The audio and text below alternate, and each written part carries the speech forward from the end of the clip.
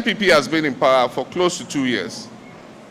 They began their tenure with a groundswell of goodwill from Ghanaians, who believed that they would keep faith with them and deliver on the litany of promises they had doled out during the campaign of 2016. And although I harbored honest doubts about the practicality of many of these half-baked promises, I hope for their success. A rising tide, after all, lifts all boats. When boats are in a harbor and the tide rises, it lifts all the boats. And so we had hoped that these promises would be fulfilled.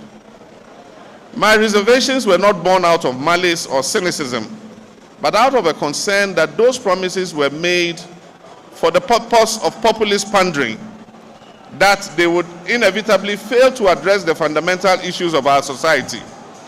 Worse still, I feared that the NPP's policy agenda would compound those problems and that their petty politics would turn back the clock of progress for which we had so long labored. The cracks in the foundation are beginning to show, and the cracks are growing by the day. We see it in our healthcare system. Its present diagnosis, the no-bed syndrome, is an indictment of leadership.